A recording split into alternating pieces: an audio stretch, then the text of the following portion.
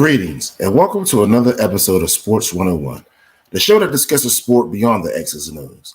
Here we like to expand our conversation into the history, past, present, as well as in the making, and we also look at the game from a people, places, and cultural perspective. I'm your host, Jamar Harp. Be sure to find me on social media at Coach_Hart412, that's Twitter, and Facebook under Jamar Harp. Now, please make sure you get social with Sports 101 and the litany of other shows on SportsZone Chicago, including our flagship show, Sean and Mine in the Morning, by following SportsZone Chicago on social media. You can find SportsZone Chicago on Twitter at SportsZone CHI, Facebook at SportsZone Chicago, and Instagram at SportsZone Chicago. Remember, SportsZone Chicago is the world's only Black-owned sports talk app. You can watch a listen to my show, as well as many others. Keep up with your favorite team and any sports news. If you miss something, don't worry about it. Just go to YouTube and search SportsZone Chicago, subscribe to the channel, check everything out there. Now, once you do that, we need everyone, and I mean everyone, to download the SportsZone Chicago app. The SportsZone Chicago app we found in the iTunes, Google Play, and Amazon stores. Now I'd like to talk to you about this week's episode entitled Spring Football Wars, the United States Football League, or USFL, versus the XFL. Now, American football is just simply football, is a derivative of association football, which is commonly known as soccer. In American football, there's two teams with 11 players on each side with goalposts at the end of a rectangular field. Now, the sport is played professionally in leagues, and there's three main pro leagues within the United States. Those leagues are the NFL, which is the top-tier league, the XFL, and then lastly, the USFL. The National Football League is the oldest, most established of all football leagues in the United States, and particularly North America. It was founded in 1920 with the collaboration of four professional football teams pictured here. The first would be the Akron Pros, based out of Akron, Ohio. Next, the Canton Bulldogs. Remember, at this time, this is a great center of industrialism, this Western Pennsylvania, Ohio corridor. The third team would be the Cleveland Indians. And then the fourth team right here would be the Dayton Triangles.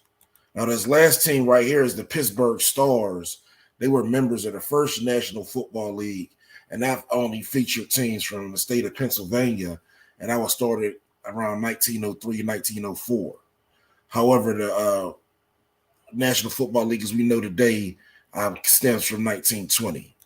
Now, again, the National Football League, as we know today, played its first season in 1920 and has been holding seasons ever since. That is the highest tier of sports within the United States. The next league I'd like to discuss with you is the USFL, or the United States Football League. The USFL was founded in 1982 as a measure of elevating football from the status of second tier after baseball is a more prestigious sport in the spring. So basically, they wanted to get the USFL in, but the main contention was, when would they play? Would they be second fiddle if they played in the spring, or did they want to compete against the NFL, which is the already established club on the block, or organization on the block, and try to play in the fall? The USFL only remained active for 3 years before being suspended in 1986 and has been dormant ever since. The United States Football League aimed to hold their 1986 season in the winter to compete against the NFL. However, the season never happened as the league ceased operation before the season started. So we're going to take a quick video right here, and we'll see about these origins of the USFL and its demise. It's an exciting game. The people are going wild. The quality of the league has made it exciting. Here's how Donald Trump screwed over the sport of football. Check us out. The USFL, where football is still a game. Let's backtrack for a second. Tracing cowboy history is like charting the growth of a blue chip stock. How about them Cowboys? Yeah! The Dallas Cowboys at one point were open to buyers. Donald Trump, with his credible business acumen, saw nothing. I feel sorry for the poor guy who is going to buy the Dallas Cowboys. If he loses, which seems likely, he'll be known to the world as a loser, claiming he could have bought the team for $40 to $50 billion, but it's established and you would just see it move laterally. Not enough to create there, he said. The Cowboys currently lead Forbes' list for most valuable sports teams at $4.8 billion. Not enough to create there? Oh, wise one. So Trump pivoted. Armed with energy, vision, and a bank account worth billions. Everything that we touched in this city has in fact really worked out, and outside of the city has really worked out. Trump goes all in on the upstart USFL owning the New Jersey Generals in year 2. He bought the Generals. They were on sale for $8.5 million. He paid $10 million because he thought there was a bidding war that didn't exist. That's Jeff Pearlman, author of Football for a Buck, the crazy rise and crazier demise of the USFL. It's not just buying. We're not just buying a team and we're going to, through draft choices, we're going to make it better and better. We're creating a team, but we're creating a whole league. Or so he sold the public. Trump calls a meeting with Pete Rozelle, then commissioner of the NFL. In this meeting, he says to Rozelle, I don't care about the USFL. You tell me what I have to do to get an NFL franchise. And Pete Rozelle says to him, as long as I am with the NFL, as long as my heirs are with the NFL, you will never have a team in this league. Because he saw him for what he considered him to be, a con man. Ah, yes, a con man. Donald Trump, accused of once pretending to be his own media spokesperson. Okay, what's your first name, John? Most of the assets have been consolidated to Mr. Trump. Donald Trump formerly had a spokesman, John Barron, who was actually Trump himself. Secretly, Hall of Fame linebacker Lawrence Taylor struck a secret deal with Trump.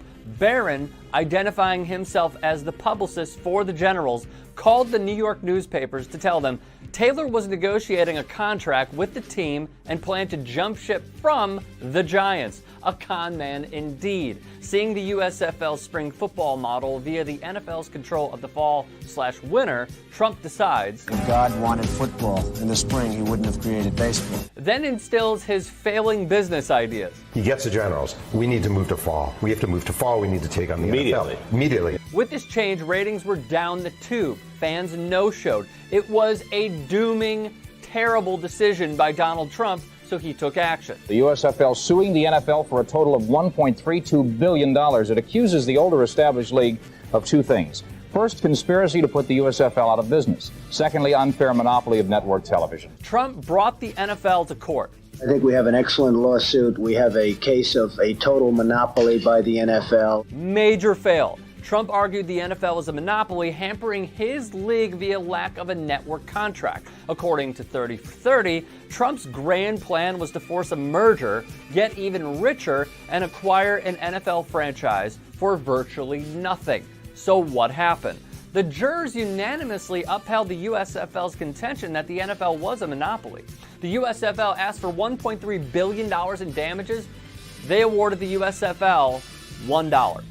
But it didn't end there. In antitrust cases, that's trebled, so that's $3. Add interest, that's $3.76. Except it did. The $3 verdict effectively ended Trump's USFL. He would try to buy the Baltimore Colts in 1980, even the New England Patriots and Buffalo Bills, which makes me personally ponder, did Donald J. Trump truly care about Colin Kaepernick and fellow NFL players kneeling, or did he wage a war of words to get even? If you'd like to hear more thought-provoking... Now, the last point is very prominent. Again, Donald Trump does have a bone to pick with the NFL in regards to this grievance. And after, spending not only $10 million on the team, but millions on some of the signees, including Herschel Walker, who we'll talk about a little later, none of that investment was recouped. Now, the USFL recently has returned in the spring of 2022. However, the NFL still remains as the most established league due to its highest budget. The NFL's budget in 2019 was estimated as $15 billion. That's for 1 year. The UFL's budget is $150 million for 3 years. So that definitely pales in comparison. The USFL will be funded by Fox Entertainment Group, who owns Fox Sports, as long as its media, including Fox Television, and other exclusive rights to all broadcasts of USFL. Now, unlike the NFL, each USFL player is compensated the same amount. So according to the USFL News, which is a website reporting for the league, each player on an active roster is only paid $4,500 per game, which ends up being $45,000 for a year if you remain on the active roster for 10 games. Players on the practice squad earn $1,500 a week, or $15,000 if they remain on the practice squad for the entire season. Players are also given $600 per week during their team's 4-week training camp as a per diem. Now, this is what's interesting. For each win, you get an additional $150. And this is a pay scale akin to an arena ball, where you would get payouts based off of incentives in regards to winning and or fan engagement within the stadium. Now, a member of the USFL's championship team who gets paid throughout the playoffs can also reach an additional $10,000 bonus. So now, while the base salary is $45,000, a player can earn nearly $70,000 if his team is able to go undefeated while being on the roster the whole season. Each team only has 45 spots, which is fewer than the NFL's 54-man roster, and that includes 38 active and 7 practice squad spots. Now, over the season, the team will spend $1.7 million on the active roster and around $105,000 on practice squad players. The USFL is reportedly has players paying $75 per day or $2,250 a month to stay in a Birmingham hotel. Due to the pandemic, this season is played exclusively in the city of Birmingham. The USFL's current approach contrasts the approach to the original USL, again, that started in the 1980s. Now, while each team was supposed to operate under a salary cap in the 1980s, very similar to the NFL, owners broke the ranks while signing college stars to record-setting deals. And we'll look at some of them college stars right now. First, we have Steve Young, who signed a 43-year, $40 million contract with the Los Angeles Express in 1984. Young said he only received a fraction of that contract because, again, the league folded after 3 years. However, a fraction of $40 million before joining the NFL is still pretty good to me. Next, we have Herschel Walker, who signed a 3-year, $4.2 million deal with the New Jersey Generals, which was unprecedented at the time, a $1 million signing bonus for a league outside of the NFL. It was very rare in the NFL at this time that NFL players got $1 million signing bonuses. Next, we have Jim Kelly, who was a star pick. He came out and was supposed to be the quarterback's face of the USFL to rival, again, what the Sports Illustrated cover says, Marino in Montana, and Dan Fouts, who was with the Chargers at that time. And last but not least, there's Reggie White, the late, great Reggie White, who came out of Tennessee and signed with the Memphis Showboats. Now, after a 37-year hiatus, the USFL is hoping to have more staying power the second time around due to its new business practices.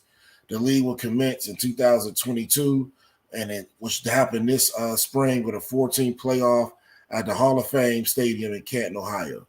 The new USL will have 8 teams competing, again, all in Birmingham due to the pandemic, and the championship game will be held on Sunday, July 3rd, which again will be broadcast on Fox. Now, I want to show you some of the top plays of the USFL of this past week, or week 9 of their play. That's in just 6 games. That lead, pressure up the middle, dumps it short, catch by Henny, who's able to turn the corner and turns on the Jets before he is planted on the sideline.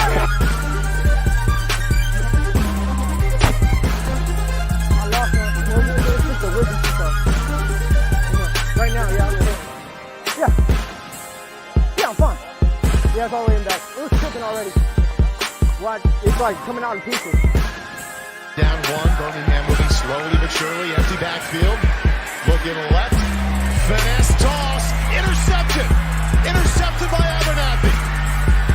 Get down. Out of bounds, inside of Birmingham territory. And the Stallions just might lose for the first time this season. Amis Ahmed, it's a fake. They flip it to Ahmed, who will throw for the end zone, and it is a touchdown.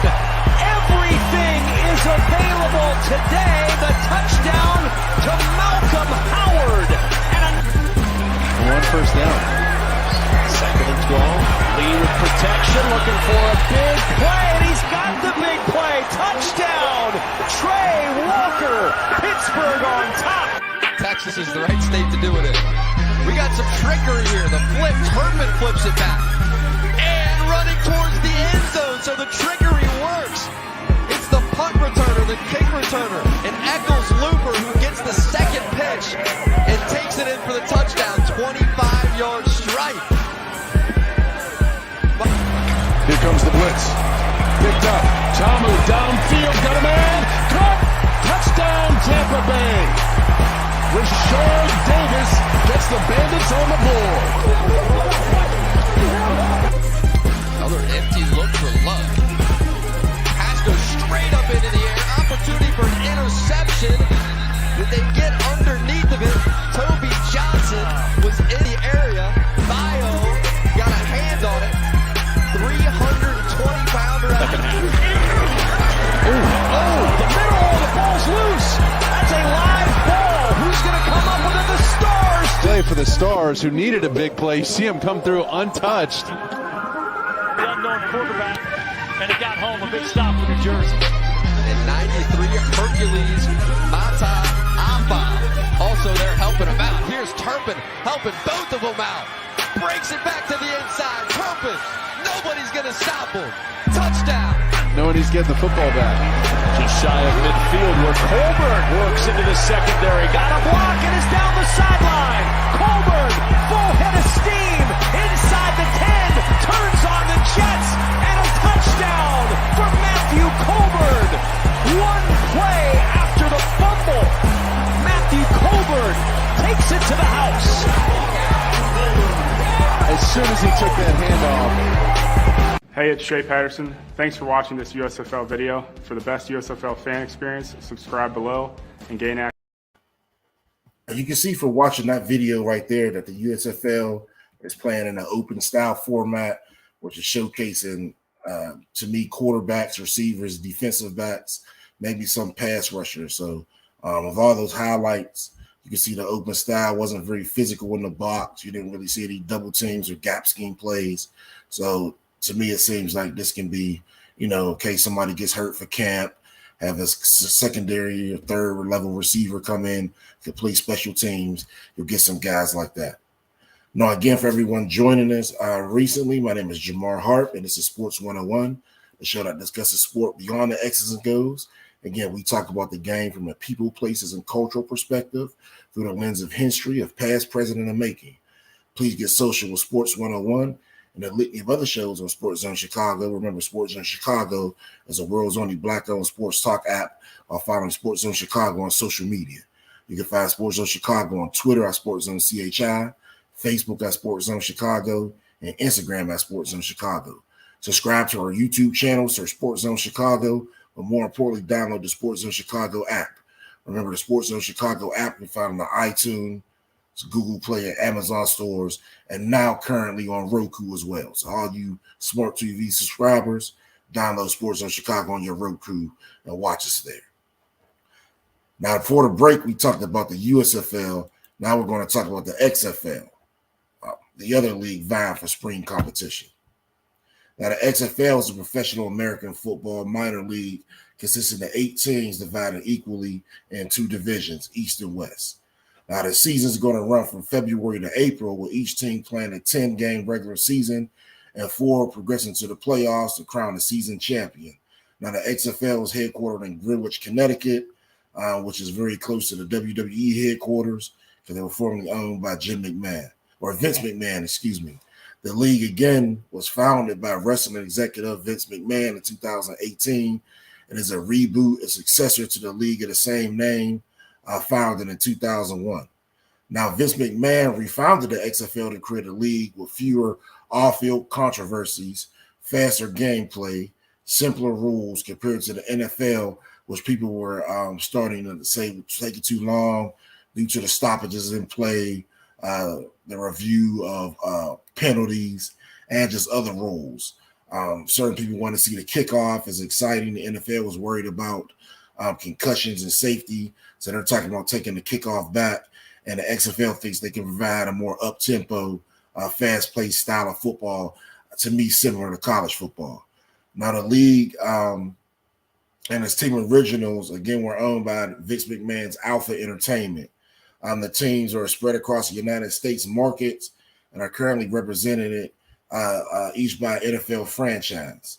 Now, only 5 weeks after playing an inaugural 2020 season, league operations slowly closed down due to the global pandemic, and the XFL filed for bankruptcy on April 13th of that year. Now, last year, Dwayne "The Rock" Johnson and his group Redbird Capital, along with his ex-wife Danny Garcia, teamed up to purchase the XFL for approximately $15 million, just hours before the once bankrupt league was set for auction. So if you know anything about bankruptcy, the XFL was set to go to auction and be auctioned off to the highest bidder. So at the last minute, The Rock came in and paid $15 million, thinking that it would have probably went more than that in auction, excuse me. Now, Redbird Capital, again, is an investment firm that focuses on providing flexible and long-term capital to help entrepreneurs grow their businesses. And if XFL is going to be his latest challenge to make it grow and be successful.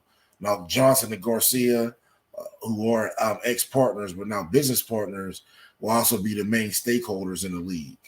Now, this transaction is subject to the bankruptcy court's approval on Friday, August 7th, and including the conditions are satisfied, is expected to close on August 21st, which it did. Now, the acquisition of the NFL with its talented partners, Danny Garcia and Jerry Cardindale, was an investment that was rooted deeply in two things. The Rock said his passion, number one, for the game, and this is the desire to always take care of the fans and provide a good tempo, fast-paced experience. He also stated with pride and gratitude for all that he's built with his own two hands. He plans to apply these same calluses to the XFL and looks forward to creating something special for the players, fans, and everybody that loves the game of football.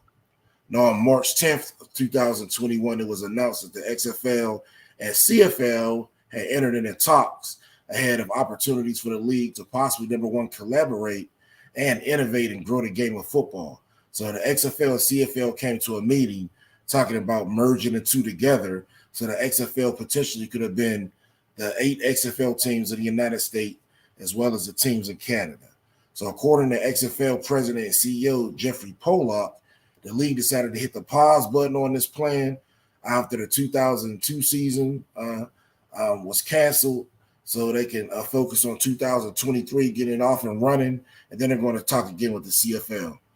Both sides have declined to rule out any particular outcome from the meetings, which could theoretically include, again, mergers or acquisitions of the Canadian Football League in whole. On July 7th of 2021, both leagues ended the discussions with no agreement. However, they agreed to talk again. But in the same statement, the XFL canceled its 2022 season, intending to return to negotiations after the spring of 2023. So it looks to me that the CFL is interested because they want to gain more fans in North America due to their brand of football, which is slightly different. The field is wider. The offensive players can come in motion towards the line of scrimmage. And it's a different brand of football that you can get outside the NFL. With all these different media networks, ESPN 13, and all these different shows coming about, there is a need for football, and our fans will watch it. So on December 2nd, it was revealed on Danny Garcia, The Rock's ex-wife's Instagram page, that the 2023 XFL season will start on February 18th of 2023. It also later came out on January 4th that the training camp was set to begin on January 4th of 2023. Now, the XFL is again trying to continue efforts to counter-program the USFL's return to the field by convening a virtual meeting of agents last Monday to pitch them on the league's plans for 2023 and beyond. Now, the XFL's top football executives, including Mark Ross, Doug Whaley, Russ Giglio, as well as Dwayne Johnson, told agents that the XFL will offer higher salaries and better benefits than the USFL. So just like if you're in college and your college coach has a cookout and invites all the teachers on campus to come so you can kind of butter them up and get good grades, the XFL had a meetings for all the sports agents to come, and they talked about why you should choose the XFL versus the USFL and try to get your players back towards the NFL. And these are some of the benefits that they talked about. Now, the first one that suggested that was the XFL season schedule. Now, unlike the USFL, the XFL is going to begin in February and end in May. That's going to be way more advantageous for players who want to get some subsequent consideration from the NFL teams, because the NFL teams training camp start in August, so you can actually get maybe a month off and get a time to maybe get into someone's facility and go through some basic plays, versus the USFL. If you're ending, later, it's going to be hard to get you in camp because your body's going to be tore up. So, for example, players in the XFL will finish in May versus the USFL players ended in July. So I think it'll be harder for a USFL player to get into camp because, if you finish in the middle of July and NFL starts in August, you only got one body. So, again, it's going to be very tough. Now, with that season ending in July, the XFL players are going to have better chances to get in the XFL. The USFL players are again getting paid $4,500 per week. In addition to bonuses on their team, they're getting subsidized housing. They pay $75 a day towards a $150 hotel room at a location in Birmingham. Now, the XFL told the agents that the XFL salaries will be higher and also include full housing and meal costs during the season. So the XFL is not going to ask you to pay for housing or meals, and they're going to pay you more money, which is another benefit. Now, each of the XFL's 8 teams is expected to have 70 players on the roster versus the USFL's 54. Now, out of that 70, you're going to have 45 active for games, translating to 560 more jobs for players in the XFL versus the USFL. And that's about 200 more than that USFL currently provides. Also, USFL players signed 2-year contracts, complicating any efforts to switch leagues. So it's going to be hard for a top USFL player, if he does great and wants to switch over to the XFL to get more money. It's going to be hard to do that because he's under contract for this next year. So they expect some contract wars after that. Next, I'd like to talk about the XFL head coaches. Now, the XFL has finalized the hiring of all 8 head coaches for the 2023 return to the field. Now, that list includes former NFL head coaches Wade Phillips and Jim Haslett, as well as longtime Oklahoma Sooners head coach and Youngstown, Ohio native Bob Stoops, who served in a similar role with the XFL during the pandemic-shortened 2020 season. Now, the remainder of the coaches are all former NFL players, including Terrell Buckley, Hines Ward, Rod Woodson, Reggie Barlow, and Anthony Beck. Now, Reggie Barlow, pictured right here, was the former head coach of Virginia State. Prior to that, he was at Alabama State. Virginia State, his last coaching post, is a Division II historically black college and university that competes in the Central Intercollegiate Athletic Association, or commonly known as the CIAA. Now, the CIAA is known for basketball, however, it does have a rich football heritage as well. Current Morgan State coach Damon Wilson just matriculated from CIAA Power Bowie State University. Now, individual team assignments will be made at later dates. The league has yet to announce whether it will play in local markets as it did in 2001 and 2020, or if it will operate from a central location from League One to consolidate costs, and similar to what the USFL did in its first year of operation. Now, the USFL coaching news is among a series of announcements is made this week, including the hiring of Dean Baldino, who's a vice president of officiating and playing rules innovation. Now, he's a former NFL referee, and he's coming to the XFL to help with their rules, as well as innovation in some rules that they think will help the game be faster. He's also reached an exclusive agreement with the NFL Alumni Academy to help develop players. Now, let's talk about this. The next benefit that the XFL has that the USFL doesn't, is the XFL has a collaboration deal with the National Football League. Now, the XFL has partnered again with the NFL Alumni Academy to help develop potential players for its 2023 return to the field. So what the NFL Alumni Academy is, it was founded in 2020 and is run by former NFL coaches and players, and they operate on the grounds of the Hall of Fame in Canton, Ohio, and it operates throughout the NFL season. So this is a place that players can train and condition.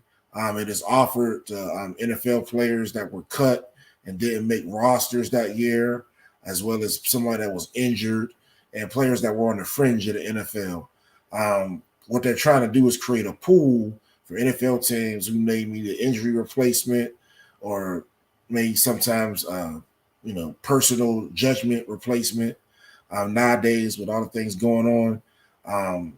And they help address depth on these rosters. So again, basically the XFL has a farm league where they can send all their players to Canton, Ohio. They can work with the NFL coaches at the NFL Collaboration Academy. They're starting the XFL, so hopefully they can take that, the things they learn, the drills and techniques that they're doing to have success and matriculate into the NFL. Now, at a time when the USFLs entered a crowded spring football landscape, the XFL deal with the NFL Academy is exclusive. So they're the only ones that can say that. So again, that makes them stand out a notch above the USFL. The XFL will also collaborate on scouting and training resources, and all players who participate in the academy this season will receive the opt-in contract to join the XFL in 2023. So basically what they're saying is if you were chosen to train at the Alumni Academy in Canton, Ohio, you could train months before the XFL season and you're guaranteed a contract with one of the teams the first year. The XFL president, Russ Brandon, called the agreement a monumental partnership, not only for the XFL, but for the entire football ecosystem. Again, he stated the goal of the partnership is to expand player cycles, servicing both in the NFL in the fall and the XFL in the spring. So NFL players pretty much that were on scout teams and, maybe went through a year with the team and then get the active roster, they can play for the XFL affiliate and get more time and then go back to the NFL team. And then players on the XFL affiliate that show promise can move up to the NFL roster. So it's basically like a farm system for the NFL. The NFL and XFL also reached a partnership agreement that's going to focus on creating innovation programs and protecting the mental health of players.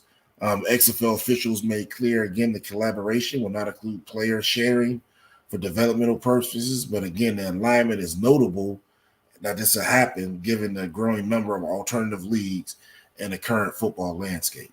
The NFL XFL agreement will also give the NFL a petri dish to experiment with proposed rules, test new equipment, and develop prospective officials and coaches, the XFL president Russ Brandon told ESPN recently. So in layman's terms, the XFL is being positioned as an associate's degree to the NFL, as the NFL is a bachelor's degree. Buffalo Bills executives for 2 decades, Brandon, before he went to the XFL, has stated the NFL officials routinely discussed the need for such an outlet after NFL Europe stopped operating in 2007. Now, to talk about some of these rules and innovations, I want to show you this quick video right here. But again, it's just going to establish the differences in rules in the USFL and XFL. I'm Jamar Harp, and you're watching Sports 101. In the USFL, overtime will be like you've never seen before. It's a best-of-3 shootout. We'll line up at the 2 and alternate possessions between the teams. If we're still tied after 3 possessions, then it's sudden death until we have a winner. This is the USFL. This is the XFL Overtime. This is about edge-of-your-seat, game-ending action. There's no coin toss, no one-possession wins, and no ties. Instead, XFL Overtime is a shootout. So the best players on both sides always determine who wins the game. Each offense gets up to 5 one-play possessions to score from the 5-yard line. Teams get 2 points for each successful conversion. Teams alternate plays until one team is mathematically eliminated.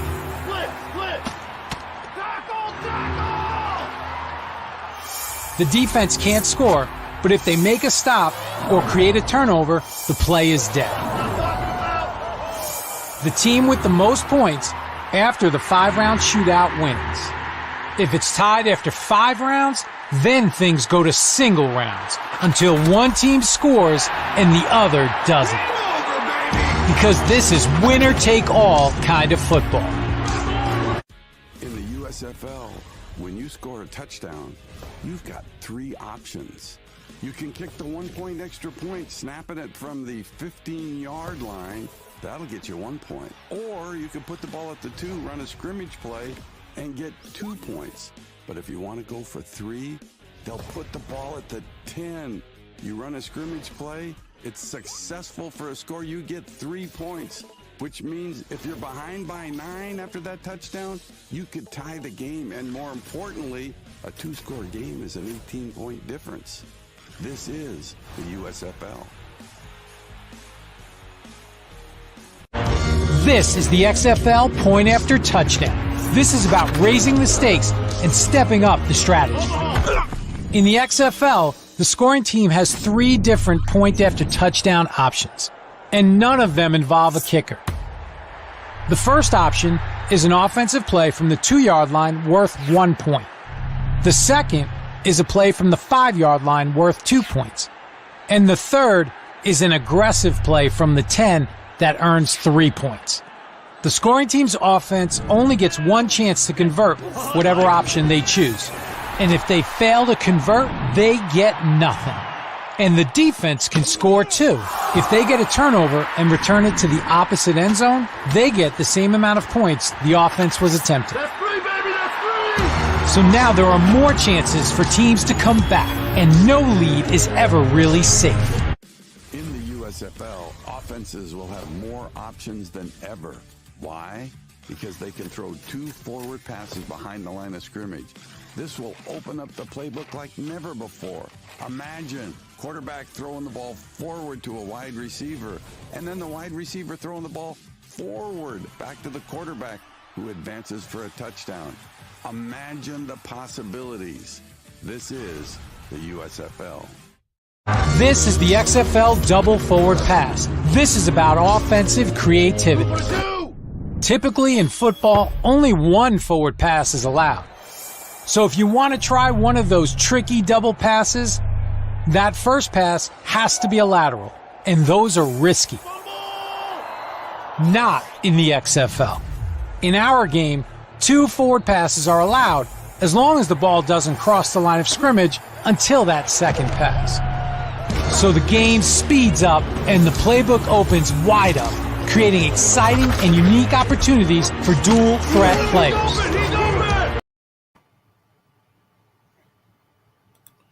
All right, so right there again, you can see these differences in the XFL and the USFL, along with the current rules of the NFL. Now, with these added plays, double forward passes, 3-point conversions, you could possibly see teams come from 9 points down and win. So again, these are some things that are people are putting in to try to be a little different than the NFL. More rules incorporated by the XFL are 1 foot in bounds or established possession on catches, similar to collegiate football. Kickoff and move back to the 30-yard line. Now, there were some talks about the kickoff being moved back to the 15 to guarantee a return because they're looking for the excitement in the game. And there's no gunners on the punt team, meaning you have to punt from a tight formation. You can't put 2 people out wide front of the punt returner, again, to establish returns. Also, outside of the 2-minute warning, the clock is going to run consistently throughout the game to increase the speed as well as flow of the game. So in closing, what have we found out? With the need and demand for spring football, it seems that the viable options moving forward, the XFL and USFL, can succeed if operated effectively.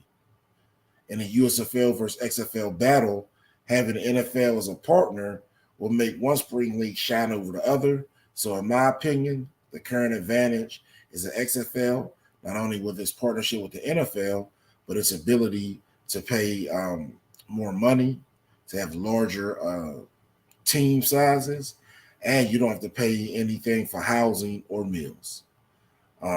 Again, those would be some of those benefits that I think will make the XFL a little stronger than the USFL at this time. You also have to remember the XFL's talks, which will resume after this summer, and involving the CFL. Again, the XFL is talking with the CFL to possibly expand its brand into Canada or merge some of the CFL and XFL together, merge the rules, and maybe have a hybrid field. Who knows what can happen? There's also been CFL teams that have talked about wanting to leave the CFL and exclusively come to the XFL. So just like you have conference poaching in collegiate football, there may be some of this within the CFL or XFL. One of the most notable teams, the Toronto Argonauts, talked about flipping from the CFL to the XFL, which will make the league more viable. So again, thank you for tuning in to this week's episode of Sports 101. My name is Jamar Harp.